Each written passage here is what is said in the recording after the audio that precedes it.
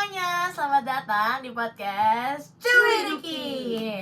Hari ini kita bakal ngobrol santai aja nih, tapi hari ini kita bakal ngomongin tentang salah satu momen paling penting dalam sejarah Indonesia, yaitu perumusan teks proklamasi kemerdekaan Indonesia.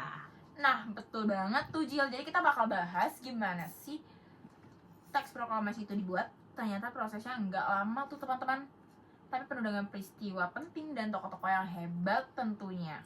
Nah, kita mulai aja ya. Jadi, pada 15 Agustus 1945, Jepang nih menyerah kepada sekutu setelah Hiroshima dan Nagasaki dibom atom. Nah, kabar ini nih sampai ke telinganya Indonesia dan para pejuang kemerdekaan. Dan mereka memanfaatkan situasi ini untuk memproklamasikan kemerdekaan.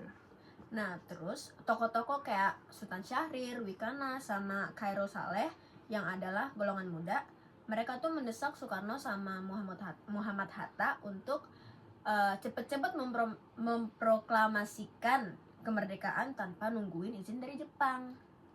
Nah, karena adanya perbedaan pendapat itu, akhirnya terjadilah peristiwa yang dikenal sebagai peristiwa Rengas Dengklok pada tanggal 16 Agustus 1945. Soekarno dan Hatta akhirnya dibawa oleh golongan muda ke Rengas Dengklok supaya tidak terpengaruh Jepang dan segera menyatakan kemerdekaan. Setelah ada kesepakatan itu, malam harinya Soekarno dan Hatta kembali ke Jakarta.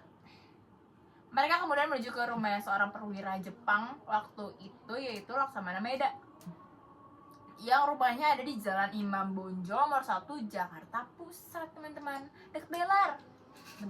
Nah, di rumah Maeda ini, teks proklamasi dirumuskan tepatnya pada 17 Agustus 1945.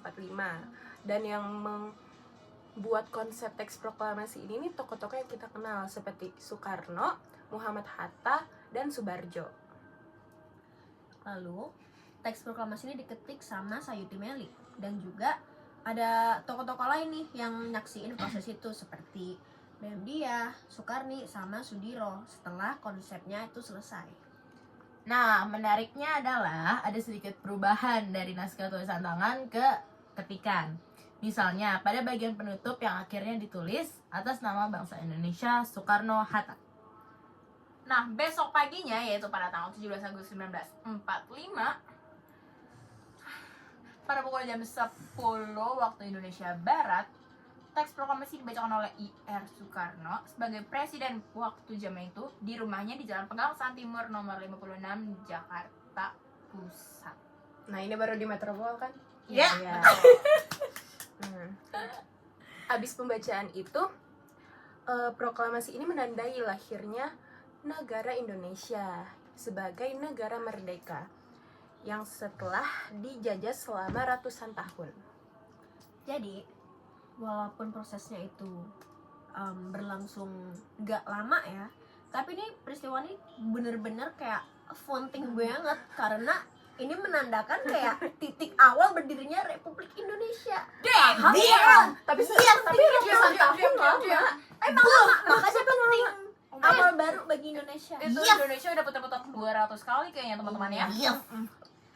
Ya, Nah, Dari dinosaurus sampai Jujur ada. Enio. itu dia cerita singkatnya tentang perumusan teks proklamasi.